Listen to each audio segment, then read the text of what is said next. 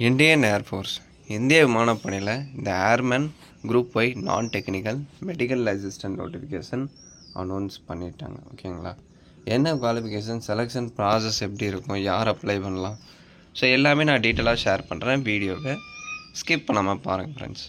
நிறைய பேர் வீடியோவை ஸ்கிப் பண்ணுறீங்க, ஸோ ஸ்கிப் பண்ணாமல் பார்த்தா தான் உங்களுக்கு புரியும். ஓகேங்களா, so online registration 11th July 2025 start பண்ணுறாங்க. ஸோ இன்னும் ஓப்பன் பண்ணலை. லாஸ்ட் டேட் 31st July 2025க்குள்ளே நீங்கள் அப்ளை பண்ணி முடிச்சிடணும். ஸோ ஆன்லைனில் தான் ரெஜிஸ்டர் பண்ணுற மாதிரி இருக்கும். ஒன்ஸ் ஓப்பன் பண்ணாங்க அப்படின்னா எப்படி அப்ளை பண்ணணும் அதுக்கான வீடியோ நம்ம சேனலில் அப்லோட் பண்ணுறோம். ஓகேங்களா, அடுத்து marital status and date of birth. Medical assistant trade, அதாவது நீங்கள் ஃபார் கேண்டிடேட்ஸ் வித் +2 குவாலிஃபிகேஷனில் மெடிக்கல் அசிஸ்டன்ட் ட்ரேடுக்கு அப்ளை பண்ணுறீங்க அப்படின்னா 2nd July 2005லேருந்து 2nd July 2009க்குள்ளே நீங்கள் பிறந்தவங்களாக இருக்கணும். அதே medical assistant trade for candidates with diploma BSc qualification complete பண்ணியிருக்கீங்க. ரெண்டுமே சேம் தான், மெடிக்கல் அசிஸ்டன்ட் ட்ரேட் தான். அதில் +2 குவாலிஃபிகேஷனுக்கும் இருக்குது, டிப்ளமோ பிஎஸ்சி ஃபார்மசிக்கும் இருக்குது. ஓகேங்களா, நீங்கள் டிப்ளமோ பிஎஸ்சி ஃபார்மசிக்கு அப்ளை பண்ணுறீங்க அப்படின்னா 2nd July 2002லேருந்து 2nd July 2007க்குள்ளே நீங்கள் பிறந்திருக்கணும். அந்த இடைப்பட்ட தேதியில் நீங்கள் பிறந்திருந்தால் மட்டும்தான் அப்ளை பண்ண முடியும். ஸோ எஜுகேஷன் குவாலிஃபிகேஷன் என்ன படிச்சிருக்கணும், +2 கம்ப்ளீட் பண்ணி அதில் physics, chemistry, biology, English with minimum 50% இருந்தால் நீங்கள் அப்ளை பண்ணலாம். 2 years வொக்கேஷ்னல் கோர்ஸ் கம்ப்ளீட் பண்ணியிருந்தாலும் நீங்கள் அப்ளை பண்ணலாம். அதே மாதிரி diploma with diploma R BSc in pharmacy.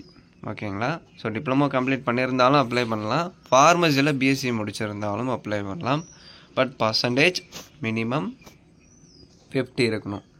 இந்த 10th முடிச்சுட்டு டிப்ளமோ கம்ப்ளீட் பண்ணியிருந்தால் எலிஜிபிளா அப்படின்னு கேட்டிங்கன்னா அதான் இல்லை. +2 கம்ப்ளீட் பண்ணியிருக்கணும், +2 கம்ப்ளீட் பண்ணி அதில் மினிமம் 50% இருக்கணும். அது கூட அடிஷ்னலாக டிப்ளமோ இல்லை அப்படின்னா ஃபார்மசியில் பிஎஸ்சி கம்ப்ளீட் பண்ணி 50% இருந்தால் நீங்கள் அப்ளை பண்ணலாம். 10th முடிச்சுட்டு வெறும் டிப்ளமோ மட்டும் வச்சுட்டு நீங்கள் அப்ளை பண்ண முடியாது. ஸோ +2 கம்ப்ளீட் பண்ணி அது கூட ஒன்று டிப்ளமோ இல்லை அப்படின்னா பிஎஸ்சி ஃபார்மசி முடிச்சிருக்கணும். ஓகேங்களா, ஸோ மெடிக்கல் ஸ்டாண்டர்ட்ஸ் பாருங்கள். வெயிட்டு, உங்கள் ஹைட் அண்ட் ஏஜுக்கு ப்ரொபோஷனியேட்டாக இருக்கணும் அப்படின்னு சொல்கிறாங்க. ஸோ செஸ்ட்டு சர்க்கம்ஃபரன்ஸ் 77 cm, சுற்றளவு அப்படின்னு சொல்லுவாங்க, அது 77 cm இருக்கணும். செஸ்ட் எக்ஸ்பேன்ஷன் 5 cm கொடுத்துருக்காங்க. இயரிங் நார்மலாக தான் இருக்கணும். ஓகேங்களா, so dental healthy gums, good set of teeth, minimum 14 dental points கண்டிப்பாக இருக்கணும் ஃப்ரெண்ட்ஸ். ஸோ ஜெண்டர் யார் அப்ளை பண்ணலாம், ஸோ இதுக்கு ஆண்கள் மட்டும்தான் அப்ளை பண்ண முடியும், பெண்கள் எலிஜிபிள் இல்லை. அதை ஸ்டார்டிங்லேயே கொடுத்துருப்பாங்க. Applications are invited from male Indian or Gorkha a subject of Nepal citizen அப்படின்னு கொடுத்துருப்பாங்க. ஓகேங்களா, ஸோ நம்ம மேல் மட்டும்தான் அப்ளை பண்ண முடியும், ஃபீமேல் இதுக்கு எலிஜிபிள் இல்லை. இந்த மெடிக்கல் ஸ்டாண்டர்டு இதை பற்றின ஃபுல் டீட்டெயில் எல்லாமே airmanselection.cdac.in இந்த வெப்சைட்டில் அப்டேட் பண்ணியிருப்பாங்க. இதில் போய்ட்டு நீங்கள் கிளியராக செக் பண்ணிக்கலாம். இந்த பிடிஎஃப்பும் நம்ம டெலகிராம் சேனலில் அப்டேட் பண்ணியிருக்கேன். டெலகிராம் சேனல் லிங்க்கு டிஸ்கிரிப்ஷனில் கொடுத்துருக்கேன், ஜாயின் பண்ணி டவுன்லோட் பண்ணிக்கோங்க. ஓகேங்களா, so initial engagement enrolment should be for initial period of 20 years, அதிகபட்சம் 20 வருஷம் இருக்கும் அப்படின்னு சொல்கிறாங்க. which may be extended up to the age of 57 years அப்படின்னு கொடுத்துருக்காங்க. ஓகேங்களா, ஸோ என்கேஜ்மெண்ட் 20 வருஷத்துக்கு இருக்கும் அப்படின்னு சொல்லியிருக்காங்க. சேல்ரி ட்ரைனிங்கில் உங்களுக்கான ஸ்டைஃபன் 14,600 இருக்கும் ஒரு மாதத்துக்கு. சரிங்களா, ஒன்ஸ் ட்ரைனிங்கை நீங்கள் கம்ப்ளீட் பண்ணுறீங்க அப்படின்னா 26,900 26,900 உங்களுக்கு மந்த்லி சேல்ரி இருக்கும். அது போக அடிஷ்னலாக பாருங்கள் டிஆர்எஸ் அலவன்ஸ் உங்களுக்கு இருக்கும், ப்ளஸ் அது போக ஹெச்ஆர்ஏ இருக்குது, ஹையர் எஜுகேஷனு, இந்த மாதிரி நிறைய அலவன்ஸ் ப்ரொவைட் பண்ணுறாங்க. ஸோ அலவன்ஸ் டீட்டெயில்ஸ் இதில் கொடுத்துருப்பாங்க, அதை நீங்கள் செக் பண்ணிக்கோங்க. ஸோ செலெக்ஷன் ப்ராசஸில் phase 1, phase 2, phase 3 இருக்கும். இப்போ phase 1ல் ஆன்லைன் எக்ஸாம் கண்டக்ட் பண்ணுவாங்க. அதுக்கான அட்மிட் கார்டு உங்களுக்கு இமெயில் ஐடிக்கு இன்டிமேட் பண்ணுவாங்க. நீங்கள் வெப்சைட்டில் போய்ட்டு உங்கள் லாகின்ல நீங்கள் டவுன்லோட் பண்ணி எடுத்துக்கலாம். ஓகேங்களா, உங்களுக்கு கொஷின் பேப்பர் இங்கிலீஷ் அண்ட் ஹிந்தியில் மட்டும்தான் இருக்கும். தமிழ்லலாம் இருக்காது. ஸோ பிளாக் இல்லைனா ப்ளூ பென்னை யூஸ் பண்ணி தான் நீங்கள் இந்த எக்ஸாம் வந்து அட்டன் பண்ணுற மாதிரி இருக்கும். Candidates are to bring one blue or black pen and original Aadhaar card along with them for phase 1 testing. ஓகேங்களா? ஸோ பிளாக் பென்னோ இல்லை ப்ளூ பென்னோ வந்து எடுத்துகிட்டு வர சொல்கிறாங்க. ஆன்லைன் எக்ஸாம் தான் இருந்தாலும் ஒரு சில டீட்டெயில்ஸ் வந்து நீங்கள் அங்கே சென்டரில் ஃபில் பண்ணுற மாதிரி இருக்கும். அதுக்கு கட்டாயம் பென் தேவைப்படும் இல்லையா? ஸோ இங்க் பென் அலோடு கிடையாது. ப்ளூ பென் எல்லாம் எல்லாமே பால் பாயிண்ட் பென் தான் நீங்கள் எடுத்துகிட்டு போகணும். ப்ளூ இல்லைனா பிளாக் மட்டும்தான் அலோடு. அது இங்க் பென் அலோடு கிடையாது. ஸோ இங்கிலீஷில் மட்டும்தான் இருக்கும். இங்கிலீஷ் அண்ட் ஹிந்தியில் இருக்கும். ஸோ நீங்கள் இங்கிலீஷில் அட்டன் பண்ணலாம். டியூரேஷன் ஆஃப் ஆன்லைன் எக்ஸாம் 45 நிமிஷம் இருக்கும். +2 CBSE சிலபஸ் அடிப்படையில் ரீசனிங் அண்ட் ஜென்ரல் அவேர்னஸ்ஸு இதில் இருந்து உங்களுக்கு கொஷின்ஸ் வரும். ஓகேங்களா? ஸோ நீங்கள் கரெக்டாக ஆன்சர் பண்ணுற ஒரு கொஷினுக்கும் 1 மார்க், அட்டன் பண்ணல அப்படின்னா அதுக்கு 0 மார்க், தப்பாக அட்டன் பண்ணுறீங்க அப்படின்னா அதுக்கு 0.25 மார்க். உங்களுக்கான எக்ஸாம் பேட்டர்ன் இங்கே பாருங்கள். ஆன்லைன் டெஸ்ட் டியூரேஷன் 45 மினிட்ஸ், 45 நிமிஷம் சொல்லியிருக்காங்க. அதில் கம்ப்ரைஸ் இங்கிலீஷும் ரீசனிங் அண்ட் ஜென்ரல் அவேர்னஸும், அதாவது இதில் இருந்து +2 CBSE சிலபஸ் அடிப்படையில் உங்களுக்கு கொஷின் வரும் அப்படின்னு சொல்லிட்டாங்க. ஓகேங்களா?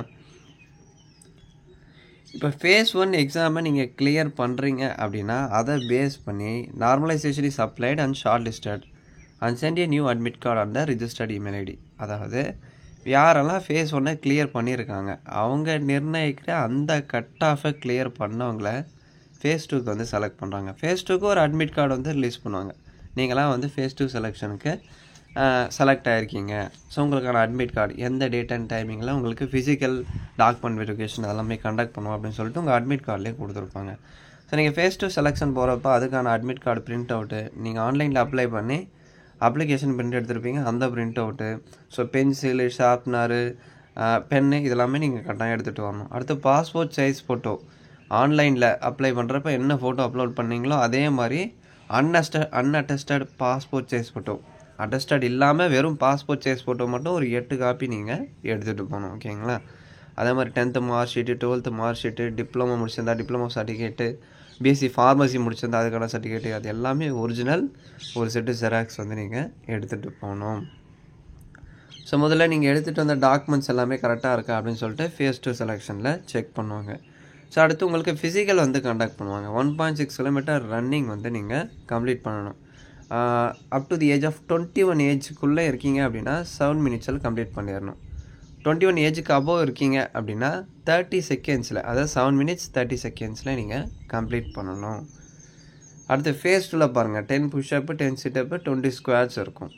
இடையில் வந்து பிரேக் கொடுப்பாங்க. ரன்னிங் கம்ப்ளீட் பண்ணிட்டீங்க அப்படின்னா ஒரு 10 நிமிஷம் பிரேக் கொடுத்து புஷ்அப்பு, அடுத்து ஒரு 2 நிமிஷம் பிரேக் கொடுத்து சிட்டப், அடுத்து அகெயின் ஒரு 2 நிமிஷம் பிரேக் கொடுத்து 20 ஸ்குவாட்ஸ். இடையில பிரேக் விடுவாங்க. பிரேக் விட்டு தான் கண்டக்ட் பண்ணுவாங்க. கண்டினியூவாக கண்டக்ட் பண்ண மாட்டாங்க. ஓகேங்களா? ஸோ ஃபிசிக்கல் டெஸ்ட் போகிறப்ப ஷூ, ஷார்ட்ஸ், ட்ராக் பேண்ட்ஸ் இதெல்லாம் வந்து நீங்கள் தான் எடுத்துகிட்டு வரணும். ஸோ அவங்க ப்ரொவைட் பண்ண மாட்டாங்க.